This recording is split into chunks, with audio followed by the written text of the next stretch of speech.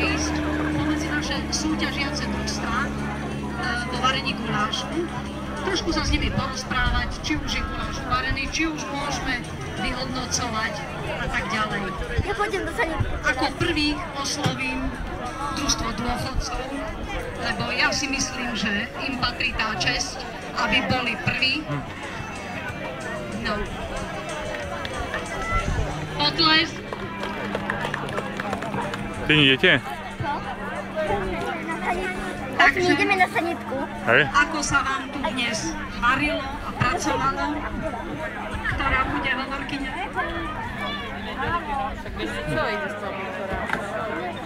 Ako sa varilo? Či nechýbalo?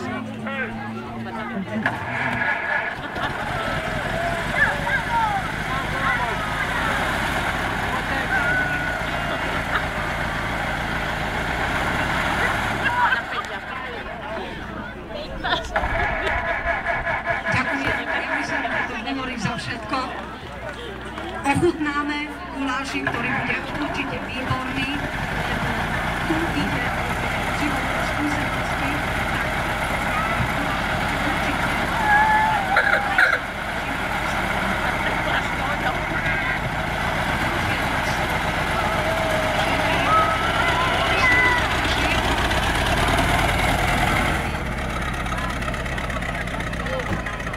no vy ako guláš je už varený, alebo ešte potrebujete čas?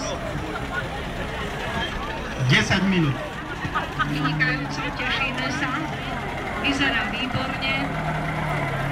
Technologický postup prípravy vám určite neprezradia. Ani náhodou, takže sa ani nepýtam. Postupujem ďalej. Myslím, že ďalšie družstvo sú odborníci na varenie gulášu. A hlavne v takých voľných podmienkach. Takže, vám sa ako varilo a páčilo tu dnes? Áno, plne si bude mať lepší guláš tu na tým. Uvidíme, ochutnáme, som povedala radšej, a vyhodnotíme. Ale každý sa snaží, myslím na tom, takže toto je práve v tejto súťaži. Ešte zatiaľ nie. Vy ešte koľko času potrebujete? Koľko ešte potrebujete na dovarenie? Presuniem sa, lebo sú záujemcovia o rozhovor. No, takže koľko ešte asi potrebujete času? Maximálne 10 minút. Najlepší guláš v Trstnovci. Vynikajúco. To nepotrebuje žiadny komentár. Ďakujem, ďakujem. Budem sa snažiť, aby som bola prvá. Ďalšie družstvo futbalistov, vidím, že to tu v kotlíku vrie, o 106, na Papciákov. Niektorí. Jeden na druhého ukazujete. Robíme rozhovor.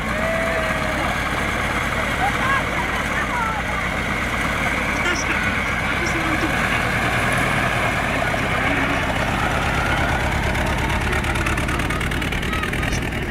A koľko času ešte potrebujete na dovarenie? Výborné, dobre. Takže 10-15 minút počkáme na ostatných. Prichystajte na degustáciu. A ešte sa presuniem posledný. A to sú naši... No čo je to za družstvo? Tínedžeri. No prosím. Takže na záver to najlepšie, áno. Mladá krv, mladá generácia. Mali by to zvládnuť. Tu sa to tiež krásne mieša a varí. Vy ešte koľko potrebujete? Vynikajúco. Takže v podstate sú tie